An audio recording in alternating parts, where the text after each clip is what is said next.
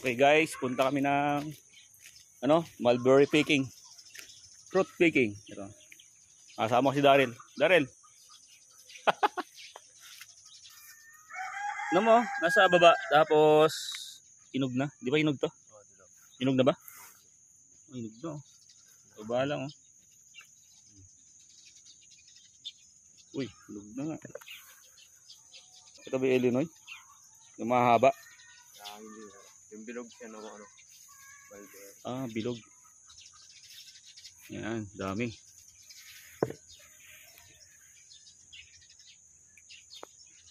Okay, so mulberry oh. Yan na picking. Dito lang siya oh.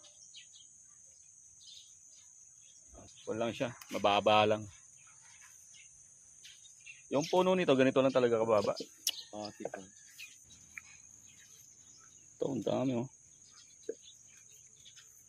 Parang kahapon lang nag-kuan din nag-harvest din dito lang din to. Ayun oh. Nakaupo na ako. Picking with mulberry. Kung gusto mong mabisit ang garden niya, siyempre magtanong-tanong kung paano magpalaki ng mulberry. Dito lang yan. Sa Calao, Alicia. Porok, Uno. Solid sa loob. Dami. Solid oh. Hey. Solid. Dami oh. Yung lahat ng mga pula na yan oh. Yan. Yan, mga yan. Mga yan, bukas mahihinog na yung mga iba. Ayan oh. Mulberry. Pabungay ulit. Kumbaga yung pagpabubunga ng mulberry, may ikot-ikot lang sa mga batch ng mulberry ko. Ito kasi batch 2 to eh. Sa mga susunod na mga pipikers, papabunga tayo sa batch 3. But meron rin akong available dito na mulberry jam for only 200 pesos. Bubusog ako ah. Parang call na ako ah. Strawberry picking lang. Fresh from the farm. Ito to. Mulberry yan oh. Mulberry black. Parang dinaig mo pa strawberry picking dito eh.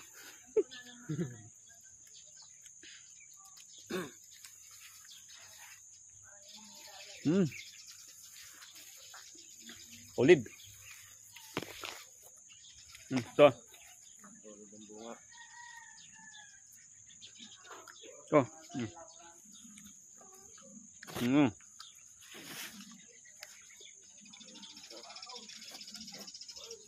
This one.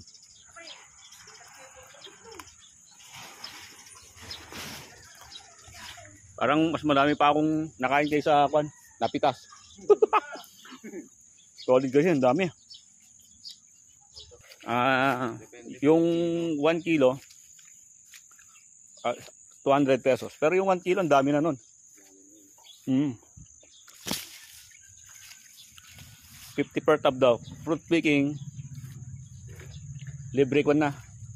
Libre kain. Fruit picking with eating. Benefits ng mulberry fruit. Pampababa ng cholesterol. Pwede. Aba, vitamin C.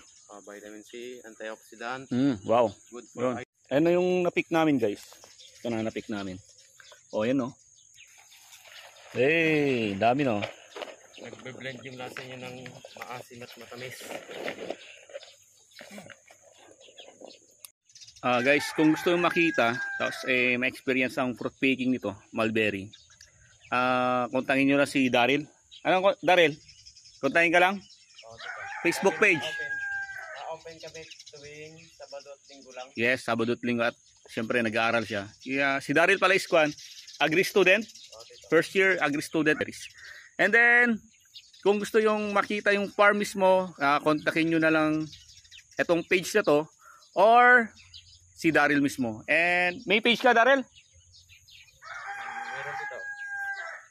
Anong page? Daryl's Farm Life. Okay, Daryl's Farm Life.